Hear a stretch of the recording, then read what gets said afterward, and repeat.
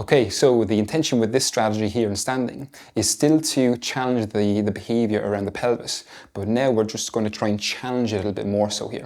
So now we're going to try and challenge the capacity to maintain pelvic extension for as long as we can during a forward flexion.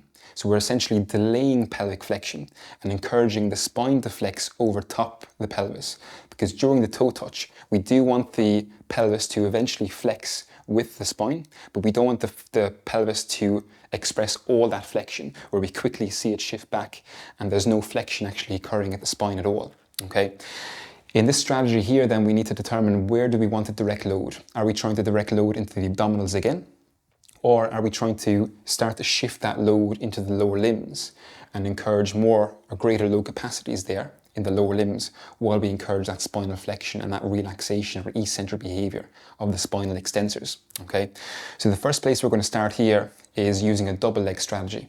So we're going to have Connor walk the feet out to a point where it feels comfortable for him to gently posterior tilt the pelvis and gently squash that lumbar spine into the wall. For some people, they might have to walk out a bit further. Other people may be able to walk out a slight bit to facilitate that pelvic extension, okay? What we're going to have Connor do though is just walk the feet out a bit more so we have a bit more extension in the knees. And the reason for the extension in the knees now is that when I bend the knees back, where I still have the same femoral flexion, the force vector is going to go behind the knee. So there's going to be a challenge more on the distal quadricep. So we'll eventually get to that if we want to get low into the quadriceps while simultaneously facilitating that lumbar flexion and delaying that pelvic flexion standing.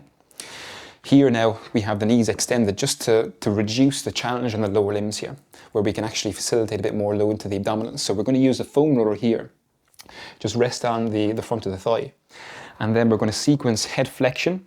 So we're going to have kind of flex the head. We're going to have kind of reach the hands forward along the foam roller to protract the shoulder blades and then begin to depress or flex the rib cage, but while maintaining that lumbar spine against the wall here, okay? And then what we're going to have Connor do is gently build pressure down into the foam roller to try and engage the abdominals, okay? And you should feel some gentle load going through the abdominals here. And again, we're doing that with more of a concentric behavior through the abdominals, okay? So we can hold that for 5 to 10 seconds, and then we can begin to slowly roll that further forward. So we're beginning to allow the upper lumbars to come off the wall. So flex a little bit further there, Connor, good. And then begin to build that pressure into the foam roller again there, okay? We can eventually continue to progress further and further, where we allow the lumbar spine to come off the wall and then begin to allow the pelvis to flex forward, which is completely fine because we're just trying to delay that pelvic flexion here, okay? So Connor, if we have you even slide further forward and allow that lumbar spine to come off the wall here, allow the pelvis to flex. Again, you'll see that, again, you'll have to manipulate the foam roller slightly because it'll have to go over the kneecaps, but then we can build that pressure into the foam roller there again. And you feel that load coming through the abdominals here, okay? So again, just allowing the lumbar spine as a whole to flex while getting that concentration of load into the abdominals using the foam roller, okay? If you slowly come back up to Connor. Now, we certainly can, for example, with Connor, we can change the variables by, instead of doing a holds, an isometric holds, we can do some dynamic motions where we're maintaining the pressure and just dynamically moving back and forth like that through smaller ranges of motion. That's one way to add a bit more challenge to it, okay? But now we're going to go into the single leg strategy. Or actually, before we do the single leg strategy, we'll just show you how we can challenge the quadriceps a bit more.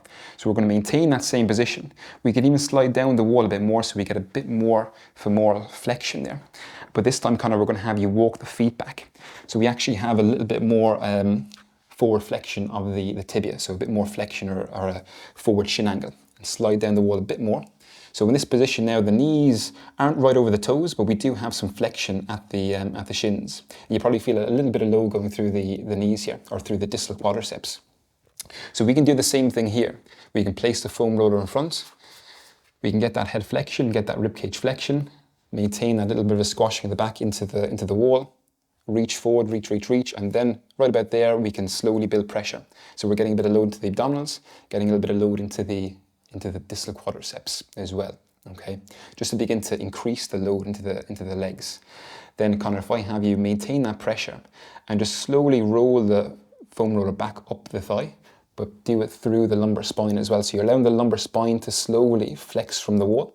So slowly roll down, let the upper lumbars come off the wall, And then as you roll back, you're maintaining that pressure down to the foam roller to allow the upper lumbars to come back up to the wall. Okay, and just go dynamically like that, back and forth. You'll feel that kind of load into the abdominals there. You'll get that nice dynamic movement through the lumbar spine as well. Okay, because it's not really until we get into a single leg strategy when we're beginning to challenge that a bit more. Now we certainly can, if I take that off you there, Connor, we certainly can kind of slowly guide the hands down further. We don't necessarily have to use the foam roller here. We can slowly reach down with that knee bend. So Connor, if you bend the knees back there again for me, bring the heels back a touch under. Good. Even bend the knees a bit further so your knees begin to come right over the toes now. So get that little bit of a squash of the back into the wall. Flex the head, reach the hands forward and slowly slide down the legs and kind of reach around the knees and keep going down towards the shins there and allow the lumbar spine to come off the wall there. Good. Keep going, keep going, keep going, keep reaching. And in this position here, Connor, maintain that there. You'll feel that low going through the quads more.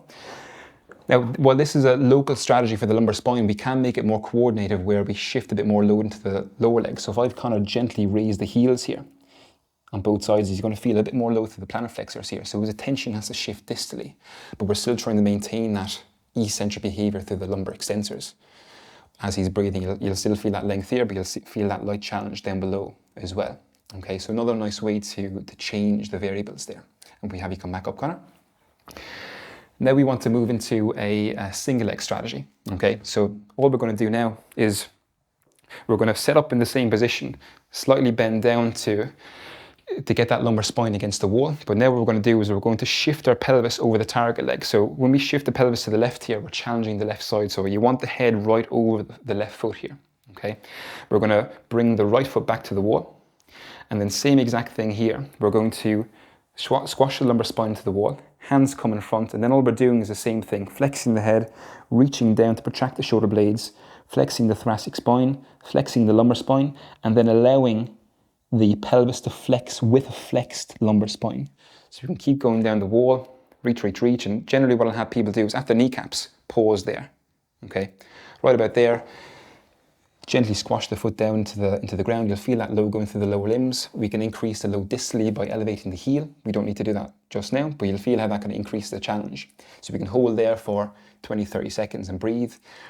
And then we can come back up, but we'll just go a little bit further there now, kind of just down to the mid shins. That's generally where I'll kind of end in this position. The mid shins, holding that there. Just get the heel up there now, Connor. Maintain that position. You'll feel that challenge. You'll see that shake across the lower limb now. What's nice here is that we can engage the lower limb, but because the pelvis is stabilized against the wall, it makes it much easier to maintain that lumbar flexion. Hold that heel hover there, Connor, and then slowly begin to extend the pelvis, begin to extend the lumbar spine, and then the thoracic spine and then the head, okay?